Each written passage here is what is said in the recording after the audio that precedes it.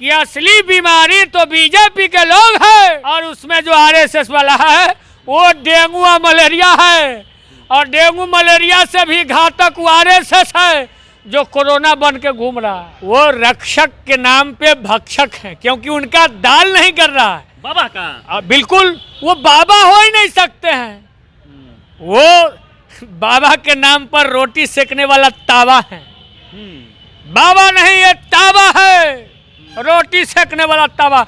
राजनीतिक रोटी ये बाबा लोग सेक रहा है। वो मनोवादी कौन है? यही आरएसएस और बीजेपी वाला, यही बीजेपी बहरूपिया।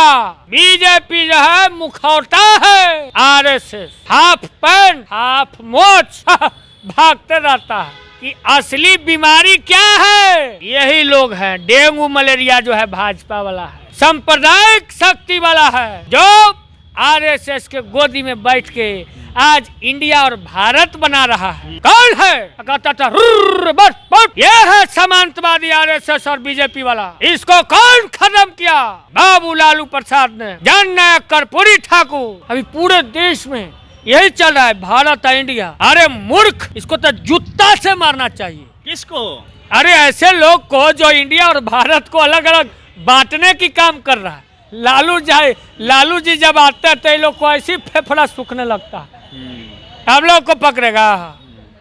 पता है ना हम लोग का कितना जनसंख्या है। खाली हम लोग नहीं फूटेंगे तो तू लोग के तो शमशान में पहुंचा देंगे अंग्रेज के यहाँ।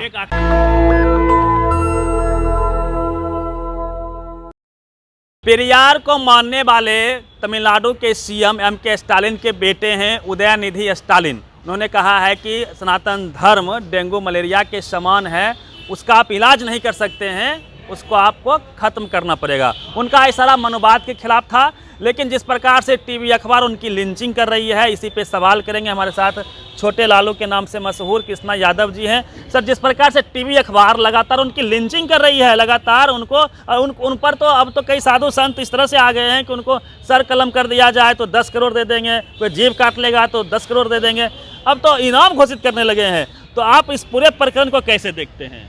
देखिए, ये जो बात है, उन्होंने जो कहा असली बीमारी, असली डिजीज समझिए, असली बीमारी क्या है ये समझना पड़ेगा। देश के दानवीर और गरीब पिछड़ा को, दलित को, जो जिंदगी भर हजार वर्ष से तिहारी मजदूरी कर रहे हैं भारत और इंडिया में, मनोवादियों के बीच इनको नोच नोच करके ये मनोवादी लोग इनको बर्बाद कर रहा है। वो मनोवादी कौन है? यही आरएसएस और बीजेपी वाला। मैं ओपन खुला में बोलता, यही बीजेपी बहरूपिया। बीजेपी जो है मुखौटा है, इसके आगे जो असली जो है आरएसएस हाफ पैंट हाफ मोच भागते रहता है। तो ये जो है देश के दलित पिछड़े को, शोषित को, उनकी मानसिक स्थिति को देखते उसको खूब मेहनत करवाता, तिहारी मजदूरी भी नहीं देता और इनका दुरुपयोग करता। तो उन्होंने जो कहा है वो यही बोला है कि असली बीमारी क्या है। यही लोग हैं। डेंगू मलेरिया जो है भाजपा वाला है, सांप्रदायिक शक्ति वाला है, जो आरएसएस के गोदी में बैठ के आज इंडिया और भारत बना रहा है। कौन है? लोग को पीछे ऐसा करके हरिया लाद देता था, इतना बड़ा घड़ा आगे झाड़ू लाद देता था, कहता था बस बस। यह है सामंतवादी आरएसएस और बीजेपी वाला। इसको कौन खत्म किया? बाबू लालू प्रसाद ने, जननायक कर्पूरी ठाकुर। ये सब जो हमारे बिहार और देश के जो नेता हैं उन्होंने खत्म कर रहा।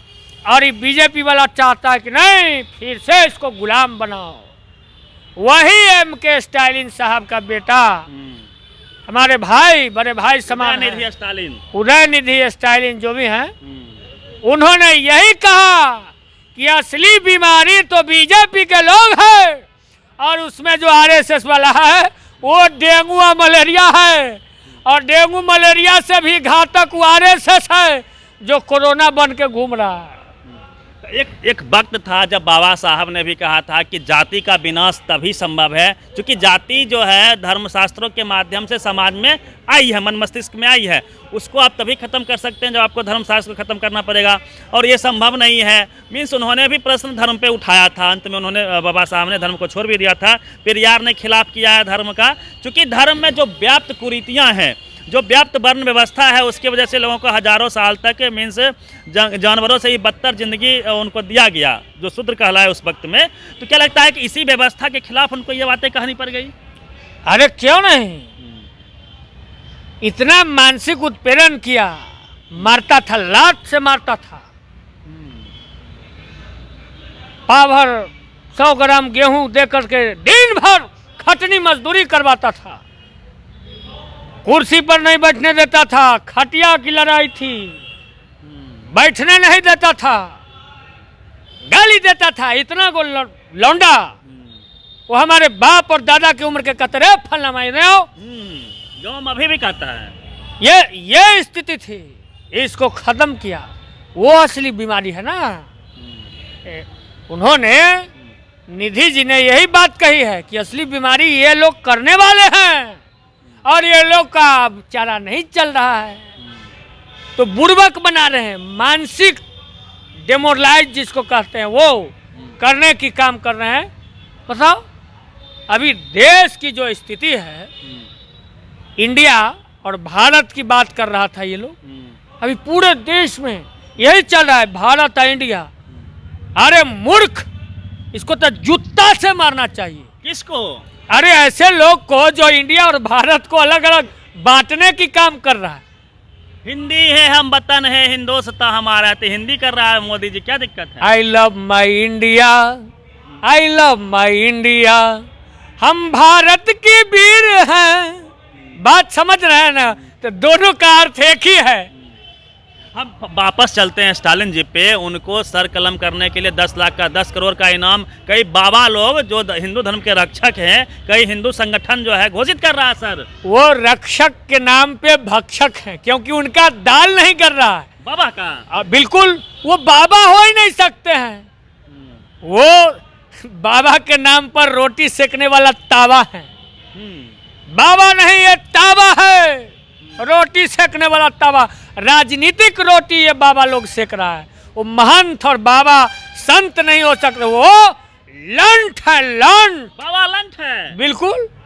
महंत के खिलाफ भी फिर हो जाएगा। अरे करते रहे। लालू यादव जब नहीं डरा है तो छोटा लालू डरा जाएगा। करो कर तैयारी। और अभी भगवान कृष्ण के हम लोग वंशज है, देव खरीद देंगे वैसा वैसा को पटक के। ओकरा लालू जी कहा ना कि इसका नरेटिव पर चढ़ जाएंगे, बोले हैं ऐसे। लालू जी जब आते हैं तो ये लोग को ऐसी फेफड़ा सूखने लगता है, हम लोग को पकड़ेगा। पता है ना हम लोग का कितना जनसंख्या है, खाली हम लोग नहीं फूटेंगे तो तू लोग के तो शमशान में पहुंचा देंगे अंग्रेज के यहाँ। एक आखिरी सवाल ले लेते हैं। टीवी अखबार लगातार पूछ रहा है क्या स्टालिन जी माफी मांगेंगे? कौची के माफी मांगेंगे? नहीं मांगेंगे। क्या मांगेंगे? सनातन धर्म डेंगू मलेरिया है सर। अरे सनातन धर्म का नहीं कहा उन्होंने कहा कि वैसे मानसिकता वाले लोग जो हिंदू धर्म के नाम पर ये लोग मलाई सेक रहे हैं, गंदा विचार फैला रहे हैं, उनको बोला है, ऐसे लोग को बोला है, ना कि हिंदू और सनातन धर्म को बोला है। तो लगातार हिंदू संगठन हो, कई सारे महंत लोग लगातार स्टालिन जी के जो बेटे हैं, M.K. स्टालिन के जो बेटे हैं उदयनिधि स्टालिन, उन पर फतवा जारी कर रहे हैं। मीन्स कोई सर कलम कर देगा, कोई जीभ काट लेगा तो उनको इनाम दिया जाएगा। इनाम 1-2 रुपया नहीं, करोड़ों का इनाम की घोषणा हो रही है। लेकिन सवाल वही है ये जो धर्म के रक्षक हैं, जो हिंदू संगठन को लोग चला रहे हैं, उनसे सीधा सवाल है, या फिर जो अगली जाति है, मैं सीधी बात कर देता हूँ, वो सिर्फ अपनी एक पीढ़ी वैसे रह के दिखाए जैसे दलित समाज सदियों से हजारों हजार साल से रहा है। हजारों पीढ़ियां उनकी नाली के किनारे बिना जमीन का, बिना शिक्षा का, बिना स्वास्थ्य का, बिना रोजगार का, पशुओं की ज़िंदगी जीने के लिए मिट्टी के घर में बेबस हुआ है। वैसी ज़िंदगी एक बार एक पीढ़ी के लिए जो अगली जाति के लोग हैं, जिन्होंने धर्म के नाम पे मलाई खाई है, वो जी के बता दे। वो उनके गले में हारी बांध दिया जाएगा, उनके पीछे में झाड़ू बांध दिया जाएगा, उनको नाली के किनारे सड़े हुए पानी गंदगी के किनारे, जैसे अभी भी कई सारे लोग जी रहे हैं, वैसे उनको धर्म के नाम पर जीने दिया जाएगा। यदि वो एक पीढ़ी जी लेते हैं, उसके बाद उनको कैसा अनुभव होता है, फिर वो धर्म को क्या गाली देंगे या फिर धर्म की बड़ाई करेंगे, तब उनकी प्रतिक्रिया आपको समझ में आएगी। तो पूरी बातचीत पे अपनी प्रतिक्रिया दीजिए। रवि मेहता, नेशनल दस्तक, पटना। नेशनल दस्तक की आपसे गुजारिश है कि अगर इसको बचाना चाहते हैं तो नेशनल दस्तक को सब्सक्राइब करने के लिए रेड कलर के सब्सक्राइब बटन को दबाएं, फिर बेल आइकन की घंटी दबाएं। नेशनल दस्तक को बचाने के लिए बहुत जरूरी है कि हर खबर को शेयर करें, लाइक करें, कमेंट जरूर करें।